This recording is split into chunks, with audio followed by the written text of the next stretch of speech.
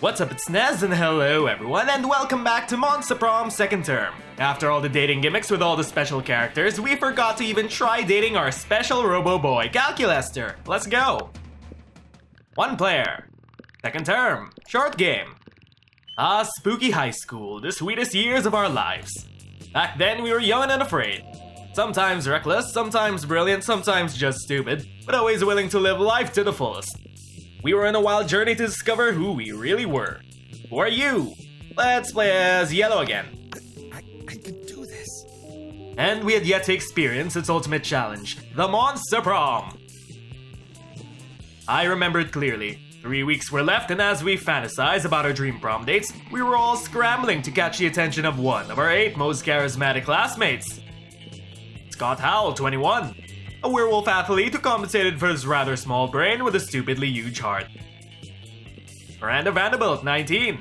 A sweet mermaid princess who was as cute as she was genocidal. Ollie Geist, 22 question mark. A party ghost with an insatiable hunger for all the wrong things.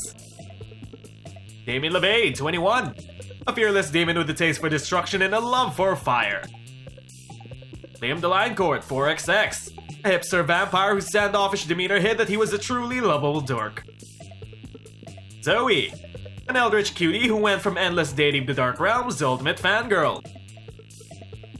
Calculester Hewlett-Packard 1.0. A library computer who had become a sentient robot ready to experience life to the fullest. And Vero Berlin 23. A mean self-made Gorgon with a merciless sense of business. It was clear. It had to be one of them, but who? Of course, our precious little boy.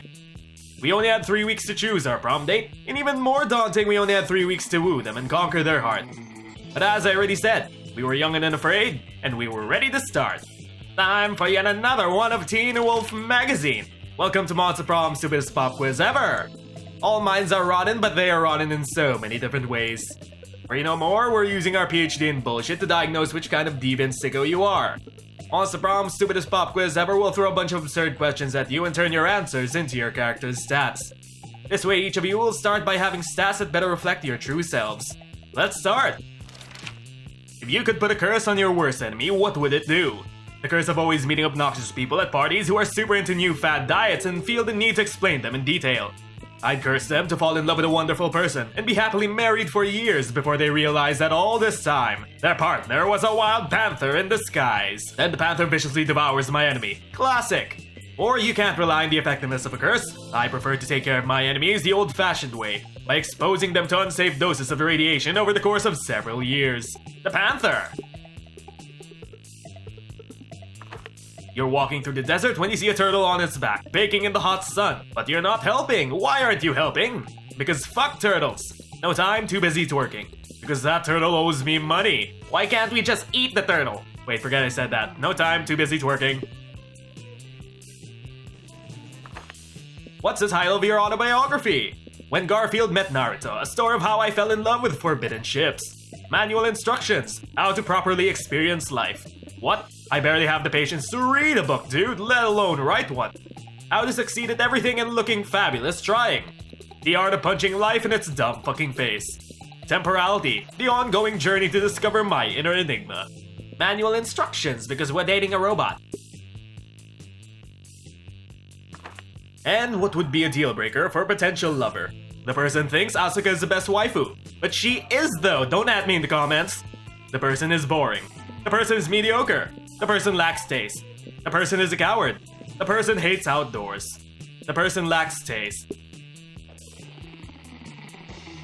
And now, time for another round of Monster Prom. Week 1, morning. Where should we go? Let's go to the bathrooms. We haven't hung out there in a while.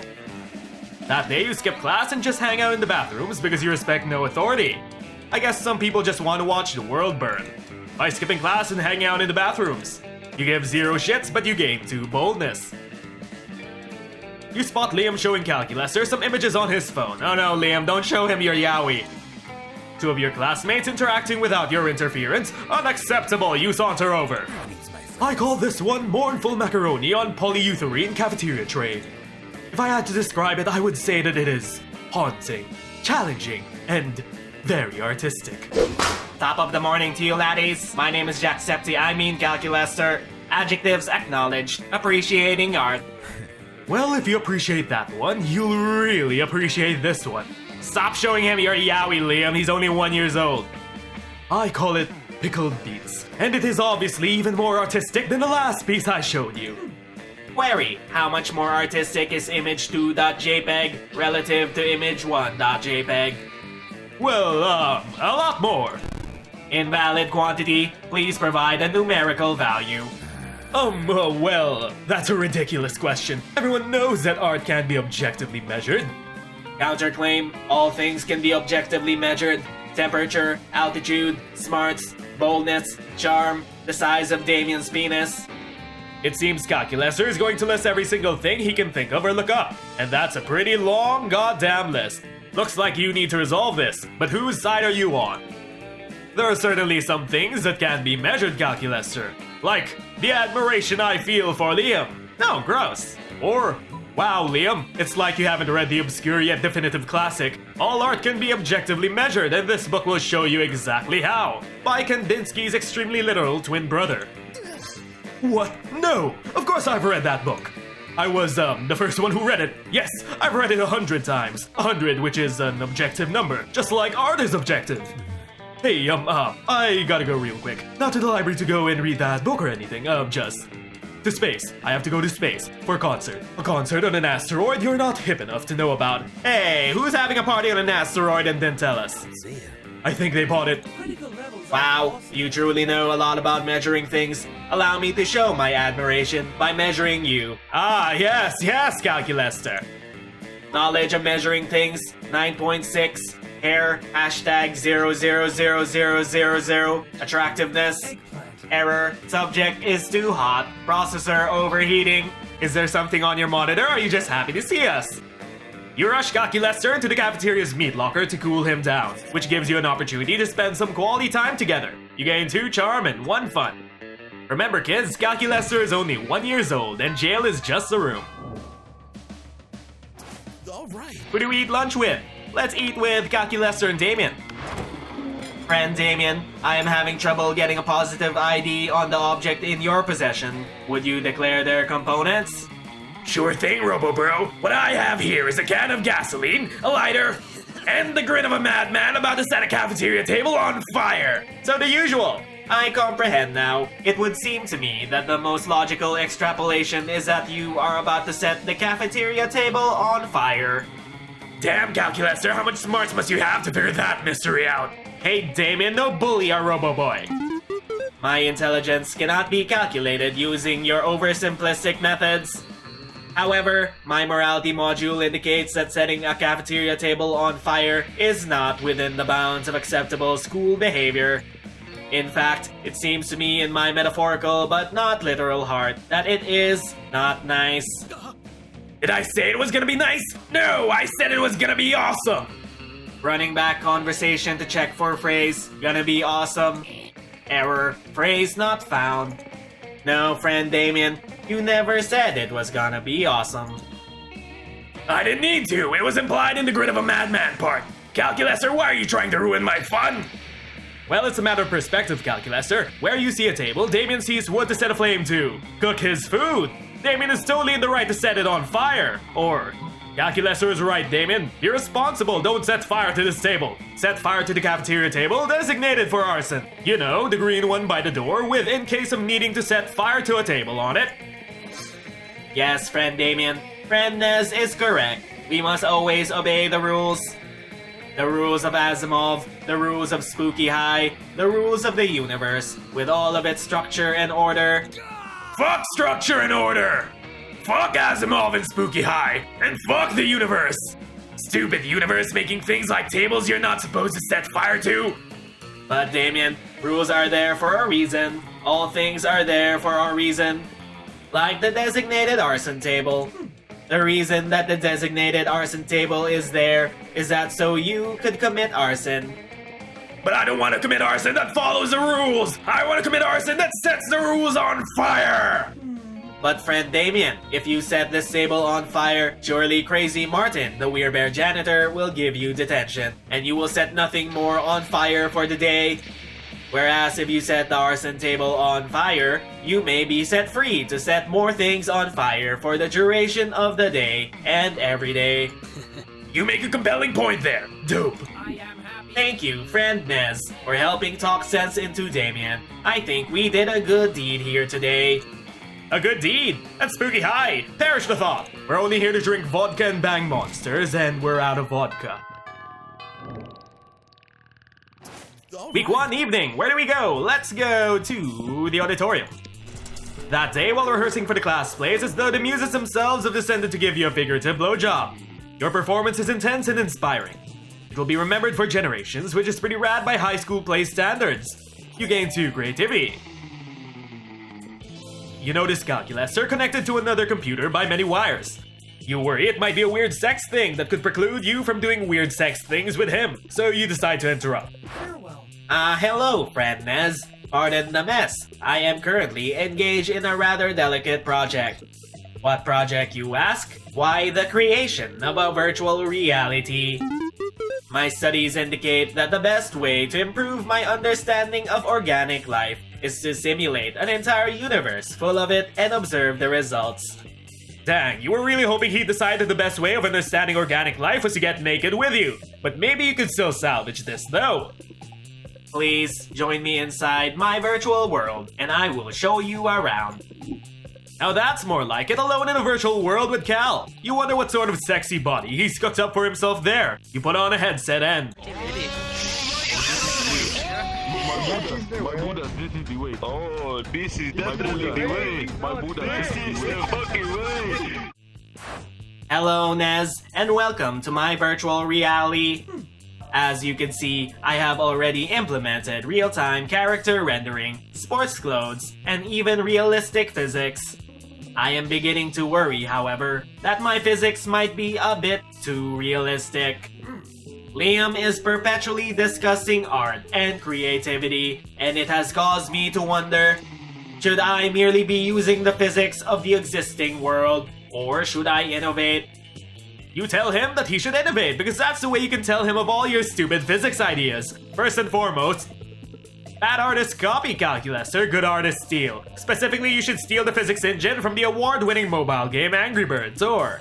you need to spruce up the originals a bit. How about Calculester's first law of thermodynamics? Energy can neither be created nor destroyed, but after a little while it can turn into ravioli. Take it from Angry Birds, Calculester. Truly, your brilliance belies the innate fallibility of your organic brain, of course. Is that a compliment? I'll take it.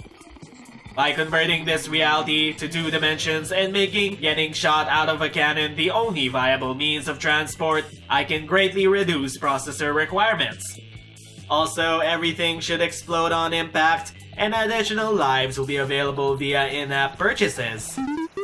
Truly, with the addition of one of these common sense changes, my virtual reality will be even more real than reality itself. 2-dimensional people, constant explosions, and rich people living longer than everyone else? Sounds like reality to you. You gain 2 smarts and 1 charm. Narrator, too real. Week 2, morning.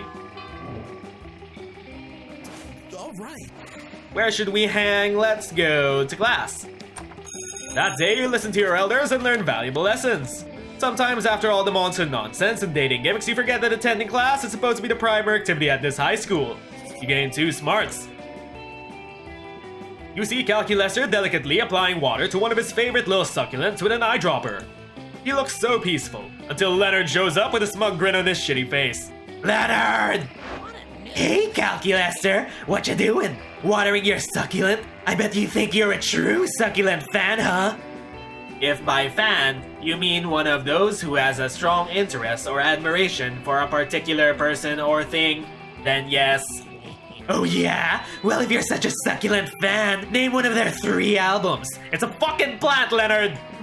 I do not understand. Ha! Trick questions! Succulents don't have albums! A true fan would have known that already! Can we imprison Leonard in a virtual reality and then throw away the disc? But I assure you, friend Leonard, I feel the closest mechanical equivalent to love for my little plants. Love? Fandom isn't about love. It's about wanton accumulation of memorabilia. How much succulent posters do you even have? 0. Hey, shut the fuck up, Leonard. Let him enjoy things. That's what I thought. Meanwhile, I've got 19. I've got more posters than I've got walls to hang them on. Looks like the only true succulent fan here is me. This claim is distressing, and yet I cannot disapprove it. God damn it, Leonard! But you can! Time to let everybody know the ultimate standard for determining a true succulent fan. A true succulent fan has every succulent, including the uncut versions, and at least one succulent signed by its creator, God. Or, a true succulent fan would actually have to be a fan. Good lord, it makes so much sense. Fans are cool. Fans demonstrate a machine-like devotion to their chosen subject. Fans are literally called fans. Could it be that being the ideal fan in any medium is, in fact, just an actual fan? If your hypothesis is correct, I should remind you that my chassis contains 36 individual fans for controlling CPU temperature. Does that mean you have a sex drive or not? Not quite sure. 36? But just one of those on its own would be the ultimate fan. 36 ultimate fans in one body is impossible. I assure you that it is quite possible. In fact, it is necessary. Without the fans, my insides would quickly melt. I do feel that many fandoms keep me from melting alive. You and I are so much alike, Calculester. Yes, we are both so, bipedal. Finally, someone who truly understands me. You're not sure you'll ever understand, Leonard, but at least he's not trolling Calculester anymore. You gain 2 creativity and 1 charm. Finally that's done. Week 2, noon! All right. Who do we hang out with? Dimitri? Nah, let's just go buy an item. Stranger. Hey Nya, last night I read an article on how money causes pocket cancer in the long run. You don't want to get pocket cancer? Quick, give me that dangerous money you have in your still healthy pockets, Nya. Let's try to gamble on a gift. What'll we get? The gift that keeps on giving. See, I'm wise enough to know when a gift needs given, Nya. And we got an Xmas gun. Stories long ago said Santa used to give naughty boys lead instead of gold, Nya. Our boldness went really high. Will this be enough to win over Calculester? No, because this route doesn't use boldness. All right. Where do we go? Let's go to the gym. That day, an epic dodgeball match takes place.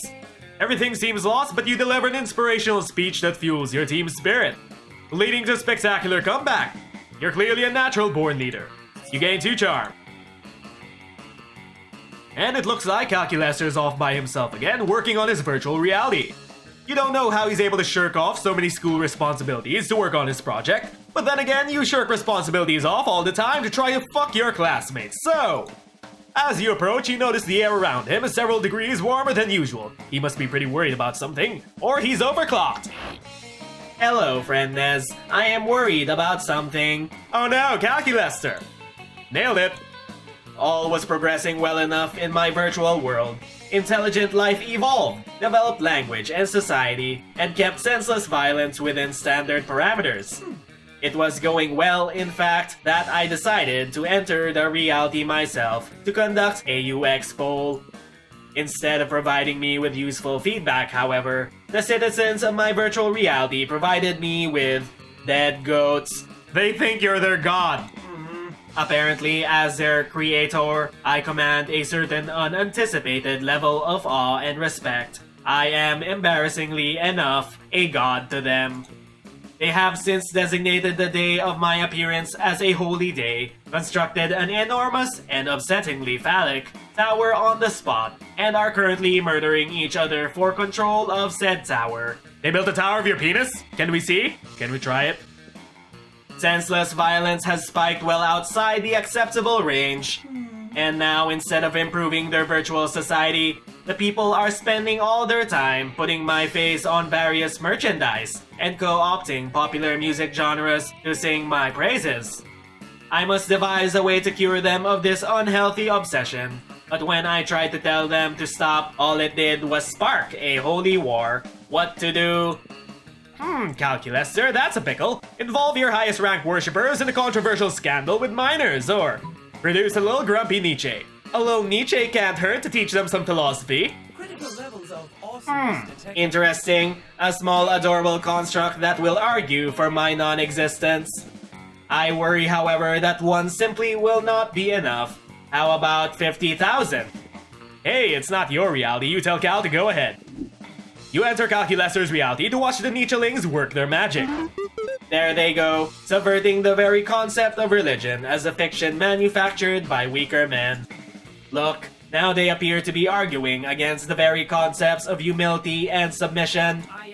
And look how quickly they can strip all the flesh off of a gazelle. Nature truly is astonishing. You're not sure you'll ever get the image of 1,000 Nietzschelings swarming over a gazelle carcass out of your head. But hey, that's what alcohol is for. For helping Cal fake his own death, you gain 2 creativity and 1 boldness. But Cal, couldn't I have been the god to that reality? Well, no, okay. Week 3, morning. Where do we go? Let's go. Library. That day you spent some time in the library species, mining some bitcoins. This is supposed to have something to do with solving algorithms and the rise of cryptocurrency. But you guess that nobody actually has any fucking idea how it really works. Anyway, you gain 2 bitcoins, which is equal to like $2 million. Little story, guys, when I was in high school, bitcoins were like a couple dozen bucks. I saw the potential, but instead of investing, I spent it all on gacha. Which unfortunately is equal to 2 monster dollars, so 2 money. And so, after careful internet research, this plant truly looks good enough to... Mary! Oh, fuck! That's right, it is I, the interdimensional prince, hopping once more into this dimension to take for my betrothed and of legal age high schooler. And this time, I'm here for... You start to think of a polite way to explain that you're only interested in one of your 6 most charismatic classmates. Or perhaps some bonus newbies, or maybe even people not on anyone else's radar after you bought an item at the shop or something. That plant right there! My plant? This plant? Plangelina Jolie? Plangelina Jolie!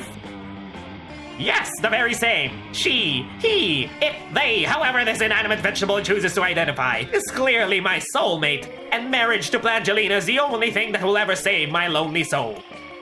Calculester seems a little unaware. Gosh, why is the prince like this? Always crashing high schools to marry people and I guess plant life now. You need to stop him. Wait, do you need to stop him? Shouldn't you just let him marry the plant and stop pursuing your love interest? Well, if he has no interest in Calculester. No, wait, maybe Calculester would be sad if his plant friend got married. Would he? Gah, I don't know. It'll probably all be based on your stats anyway. You can't marry that plant, it's already married to the sea. Or, yeah, no, wait, no, yeah, just let him marry the fucking plant. Well, yeah, just let him take the plant. Fuck! Fantastic, let us commence the plant wedding. It's like a regular wedding, but I marry a plant. Officiant! A half-plant, half-man emerges from the interdimensional portal with ungainly movements achievable only by a half-plant, half-man emerging from an interdimensional portal. He speaks in a strange language, halfway between human speech and the sound of wind rustling through leaves. It's hard to tell whether the ceremony is over until... Fantastic! And now we are all of us wed. Error, plural pronouns confusing in context, clarification needed. You heard me! In my dimension, when a prince marries a plant, everyone within earshot of the ceremony is also married to him. Oh no! Calculester, Nez, and Plangelina Jolie, you are all now my blushing brides. A term here I use in a gender-neutral way, simply to show how enthusiastic you must be to belong to me. Oh no, we're married to this fuck! The plant man officiant whispers something to the interdimensional prince. Oh, wait! I didn't mean everyone in earshot. I just meant attractive high schoolers. Wait, I must go. What an odd experience. A close call to being in an undesired matrimony. I should like to prevent this from happening again. Running diagnostic scan for root issue. Catalysts found. Nez. Outcome. Mistrust of Nez's judgment. Aw, heck. And for you, that outcome translates to -2 charm and 1 fun. Boo! Calculester! Week 3? All right. Noon? Polly? Calculester? Friend Paulina, please correct me if I misunderstood, as I am still new to these customs. But it is to my understanding that the cafeteria is designated for the consumption of calories by those organic beings who need them to live. Heck yeah! And these tables are to put aforementioned calories on in order to be consumed. You got it, little robot buddy! But you seem to be dancing on top of this table, therefore preventing fellow students from using it for its designated function. Nailed it! And you are encouraging other students to do the same as confetti rains down from the ceiling and multiple disco balls flash blindingly, and your music is very loud, which is why you are shouting over it. Boom! See, you understand way more than you think. You're crushing it like I'm crushing this rave. But from my understanding, the outdoors location is designated for raves. Cafeteria is for food consumption. Disrupting the ability to consume food in a space designated for food consumption is not very nice, and I believe you should stop. Well, I believe that that's lame and dumb and I can't stop and I won't stop partying, so I'm just going to keep on partying. They seem to be at a standstill. Time to step in and turn the tide. Ollie, you should keep raving! Calculester, the raw intensity of this rave is powering the entire cafeteria itself! Renewable energy, bitches! Or, Calculester's right, Polly. We know you're all about throwing parties in ridiculous places, so why not find somewhere even more ridiculous? Take this rave to Narnia! Calculester's right. Yes, friend Paulina. Certainly I do not want to curtail the fun of your rave, but perhaps if you could enjoy yourself just as much somewhere which does not disturb our classmates. What? That's enough. Everyone stop. Got the music! Take your damn hands off that piano, Justin! This party just got shut down.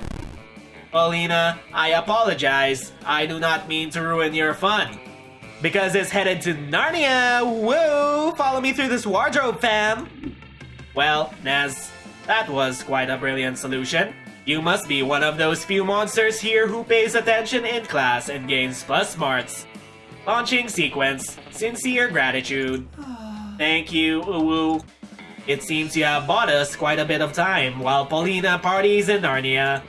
Sup, bitches? I'm back from Narnia. Have you missed me these past years? You were only gone 12 seconds and 8 nanoseconds according to my clock. Did you dum-dums forget how Narnia works? I just became queen and ruled for 200 years and then burned that shit to the ground with the dopest party ever. It was so the bomb. That or I'm just super high on these super shrooms and just tripped very hard and had a 200-year-long specific hallucination for the last 12 seconds. Who the fuck knows when it comes to these super shrooms? Hey, it was fun while it lasted and Calculester seemed pleased, so go ahead and count it as a win. We will, stat-wise. And now time for week 3, evening. Time to decide the fate of the virtual reality. Alright. Let's go to the library. That day spent some time in the library species sending malicious spam emails in hopes of stealing other people's money. It doesn't sound very nice, but really who's the one to blame if they respond to such a blatant scam? You lose 10 karma, which isn't a stat in this game, so who fucking cares, but you gain 2 money. Calculester finds you afterwards. He's clearly flustered. In fact, he's hot to the touch. Stop touching him and ask him what's wrong. I will tell you what is wrong, friend Nez. My virtual society has become too intellectually advanced. No, they have not solved war, or world hunger, or Mondays, but they have begun to theorize about the nature of reality itself. Some believe that the entire world exists on the back of an enormous turtle. I am worried about those people. Nor am I worried about those who believe that life is but a dream. Those who believe it is a hallucination created by an evil demon offend me slightly. But the most worrisome by far are those who theorize that their entire world is merely a virtual construct. Surely, friend Nez, you could understand the inherent danger here. Ah yes, they're becoming self-aware. If my citizens discover that their reality is not real, they may rebel, destroying reality itself. Even worse, they will be sad, which I do not think I would be able to bear. Oh no, Calculester! Please, use your organic deviousness to help me lie to them more efficiently. Organic deviousness is your middle name. You had it changed from regular deviousness because you care about the environment. You suggest send all your most suspicious citizens to an even more virtual reality so they believe they've woken up in the real world. Or your people are only asking so many questions because they have no mindless diversions to distract them with. That said, have I told you about the Kardashians? Send them deeper into limbo. Of course, my citizens have become suspicious because their reality is not gritty or unpleasant enough. Constructing alternate reality now. Initiating grimy _alternate reality.exe, downgrading food quality, upgrading enemy AI, installing sweaty 90s style raves. Patch complete. Malcontents transferred. They will be happier in a place without adequate nourishment or universal healthcare. Happy is not quite the right word. The disgruntled denizens of CalcuWorld 2.0 stage an uprising, forcing him to create yet another even grittier reality. From there, it devolves into a series of hackneyed action movie tropes which end up totally undermining the integrity of the characters. The special effects are sweet though. Eventually, everybody's so distracted with trying to follow the plot that they forget that they're in a virtual reality altogether. Excellent. It is exactly as I expected. Thank you for your wise suggestion, friend Nez. He planned for this? Well, the most important thing is that he thinks you planned for this. And you know what they say. Always build your relationship on a foundation of misinformation. You gain 2 fun and 1 boldness. And a prom date. Time to go to prom with our favorite Robo Boy. My name is Calculester. All right. Farewell. Hello, friend Nez. You want to go to prom together? That sounds like a fine plan, but I have another proposition. I've waited to work more industriously on my virtual reality, and even if I'm omnipotent, I can only do so much with just my 2 hands. And then I remembered that the body is a construct, and I can have countless avatars operated by my system. So I created dozens of CalcuBuddies. They are all me. But it's the first time I have done this, and so I thought that you could help me again. This time to see if all my avatars are fully functional.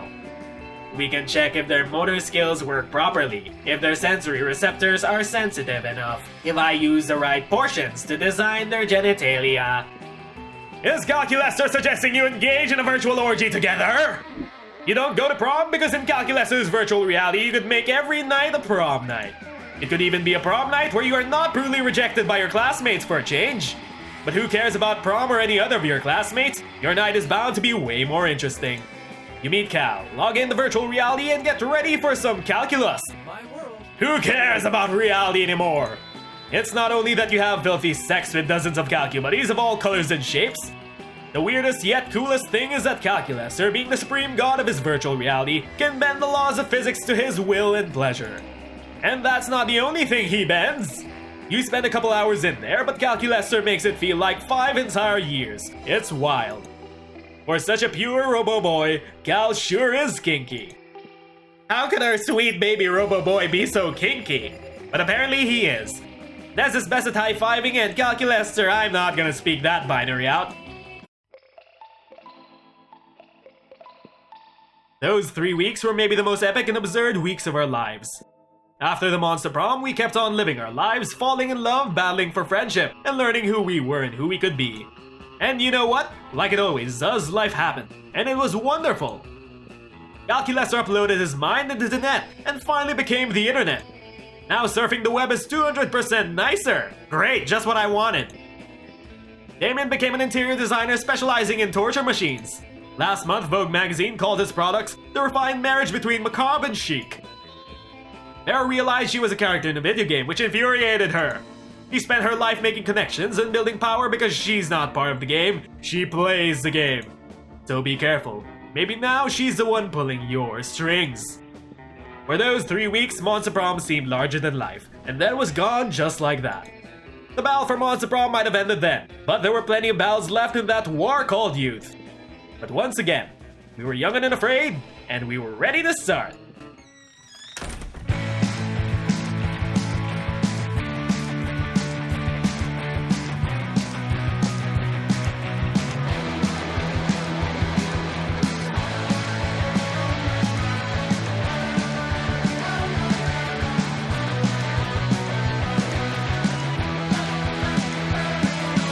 I'm gonna take you all tonight on a scary walk in the park.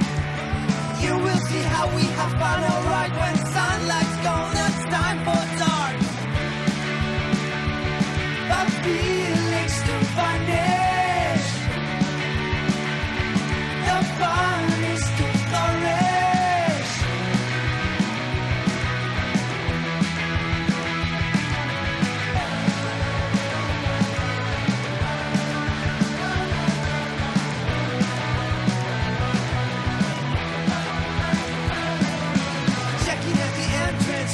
time, got you talking, got your glass. Just try to loosen up your mind, get ready for a fiendish blast. But feelings to vanish. The fun is to flourish.